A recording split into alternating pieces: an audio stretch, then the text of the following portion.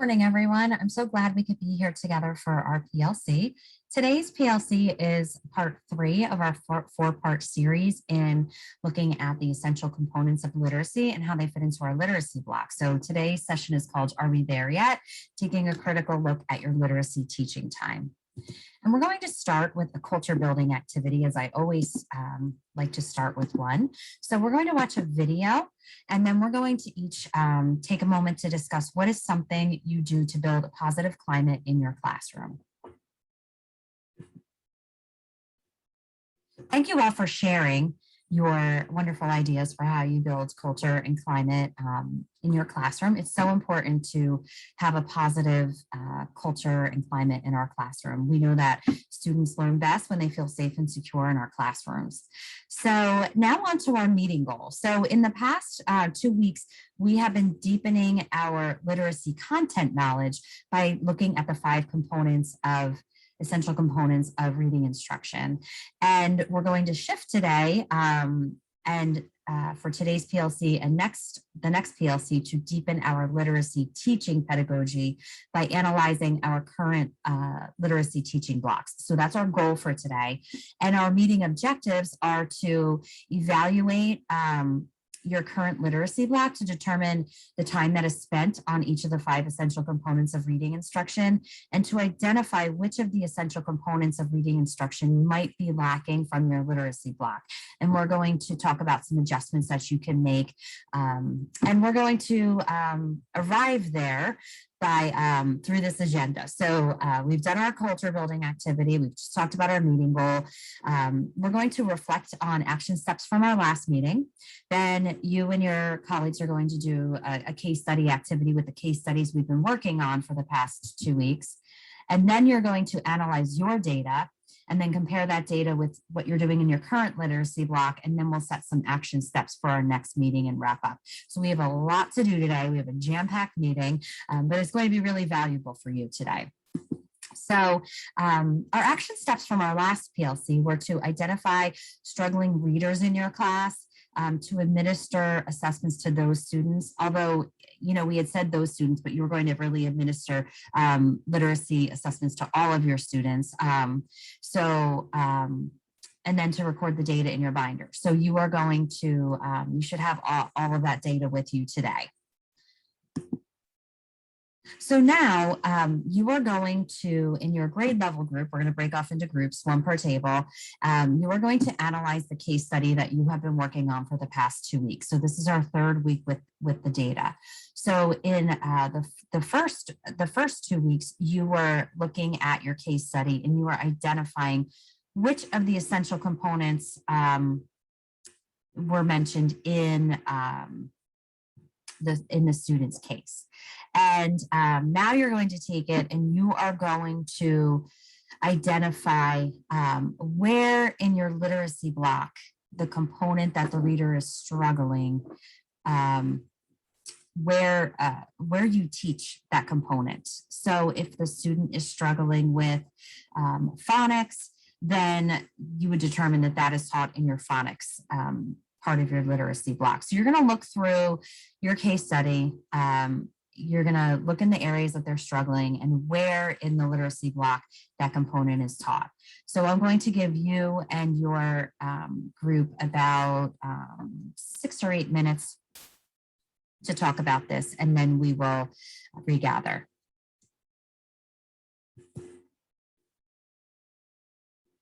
Okay, so you did such a great job analyzing that case study. I think you are really grasping this area of the essential components of instruction, and this is really going to help you to hone in on what areas your students need additional instruction, or how you can tweak your literacy block. So how we're going to arrive where we are today is we are going to analyze our data. So I'm going to model for you how we're going to go through that process of analyzing students' data, class data, and analyzing our literacy block. So I'm going to look at data from a 3rd grade class, and I'm going to ask myself, what does this tell me about my students? How will I use this information to drive my instruction? And is my current literacy block meeting the needs of my students? So there are some tweaks we have. In our school, we are allowed to, within our 150-minute literacy block, we are allowed to make minor tweaks, to each component. We want to make sure we're hitting everyone, but sometimes we need to adjust our instruction to meet the needs of our students. So we might need to say, okay, for the next few weeks, we need to add some time to this part of our literacy block because this is where my students need the extra instruction. So in third grade, we administered the DIBELS or reading fluency for third grade. So it was the sponges piece.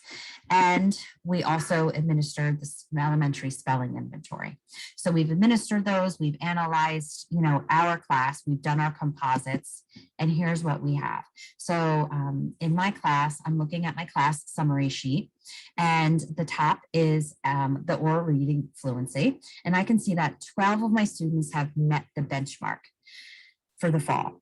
And I have 4 students that are slightly below benchmark, and I have 3 that are about moderately below benchmark. I do not have any that are falling seriously behind, but I do have 7 out of the 19 that are behind. So when I look at my elementary spelling inventory, I have 11 students that met or exceeded the benchmark. And out of those 11 students, 2 exceeded it. They actually met the winter benchmark score. And I have 9 that fell right where they needed to for the fall benchmark.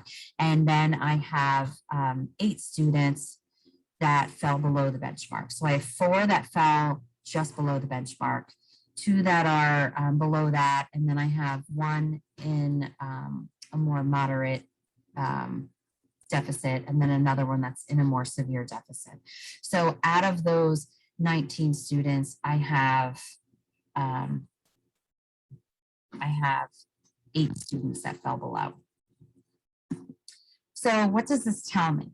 If I look further into the Words Their Way elementary spelling inventory, this will give me more information, because when we see our DIBELS oral reading fluency, fluency can be due to a number of different things, right? So it could be that the students are not decoding words fast enough. They may not know high frequency words the way they should. We need to work on intonation with their fluency. But as far as the spelling inventory goes, when we're looking at it, the students should fall somewhere into the late within word pattern stage in third grade. So as we look here, our students, a lot of our students are here, because if we look at this column here, the inflected endings, there's only 1, 2, 3, 4, 5, 6 that are need like a lot of review in that area. And we have a few over here that just need some brushing up with blends. There's only 1 that needs, more intense instruction in blends.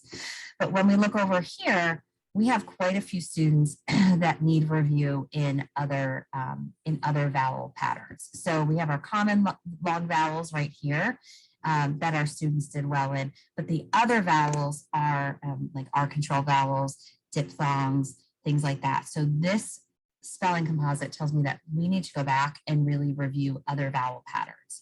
So that could be one of the reasons why our students are falling below in fluency.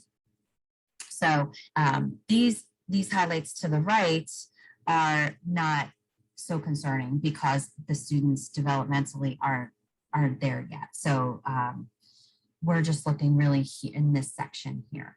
So this gives me a really good idea of what I need to focus on in word work, in our word work time, in our phonics time. We need to be working on those other vowels. So now I need to take that information and I need to see how much time do I currently spend on the essential components, on each essential component of reading instruction during my literacy block, and what changes do I need to make in order to meet the needs of my students. So right now, out of my 150 minutes, I'm spending 20 minutes on phonics, 40 minutes on reading. So that includes comprehension and fluency. And then I have 15 minutes of separate vocabulary instruction, 30 minutes of writing, and then I have 45 minutes of literacy centers. So within my literacy centers, the students go to word work, writing, and I pull guided reading groups. So they have time for word work and writing that are more tailored to their specific developmental areas. So as I look at this, and I know that my students need more time with vowel patterns, they need to work on fluency. How can I give that area of my literacy block, those two areas, a little bit more time? So I'm going to start to think about where I can pull. I don't want to pull from writing because 30 minutes is barely enough. I don't want to pull from literacy centers because that is where students get work that's on their level. So I'm looking here at this vocabulary instruction. I'm going to have to get creative. I'm going to think, can I add vocabulary instruction into my reading block? Can I also take vocabulary instruction and somehow put it into word work if possible?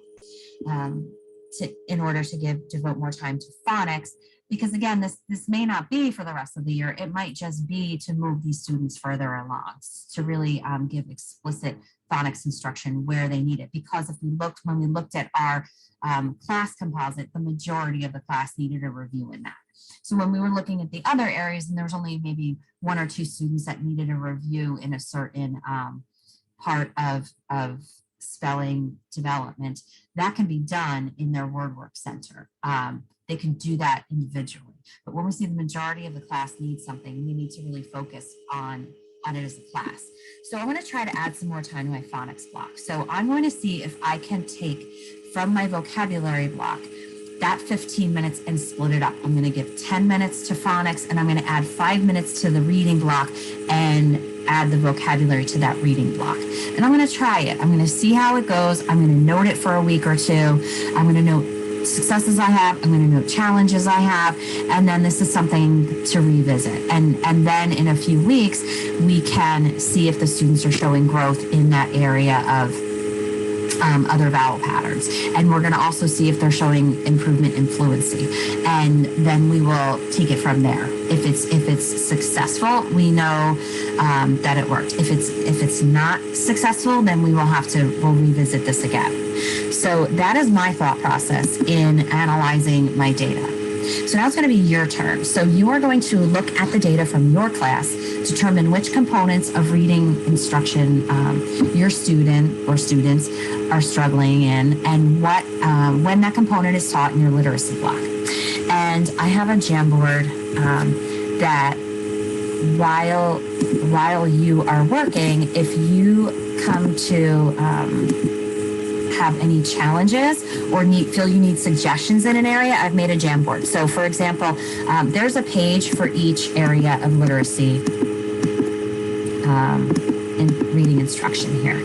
And I put here for a challenge, if I'm a kindergarten teacher, I have kindergarten students that do not know all of their letter sounds. It's, it's mid-October, I'm getting really concerned. So a suggestion is by Jan Richardson. She has a printout with all the alphabet letters with a picture, and you could have the student. They would trace the letter with their finger, and they say the letter and the sound every single day. And she guarantees that within a certain amount of time, the students will memorize. They'll have that all memorized, and that's just a strategy that you could try. So in that case, something like that you would want to be doing that in your guided reading time. So if we had this suggestion, then that teacher could take that and say, okay, that needs to be done during my literacy center block. If you might have extra adults in the room that they can work with that student one-on-one, that is not something that you would want to add to a group phonics lesson. So that's an example. So please use the Jamboard link. This was given to you, emailed to you in the agenda, so you have it. So please feel free to use that and during this activity. So I'm going to give you about 10 minutes to look at this activity, and then we're going to come back and we are going to finish up our time together.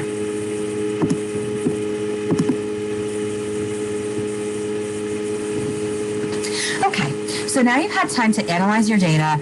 You've all posted great challenges and successes on the Jamboard. Thank you for using that. I think collectively, we are so much more powerful when we work together. So now you're going to work with a partner to discuss the results from your analysis.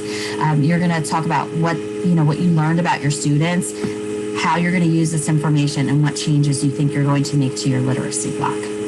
I'm going to give you about 3 minutes each to share out.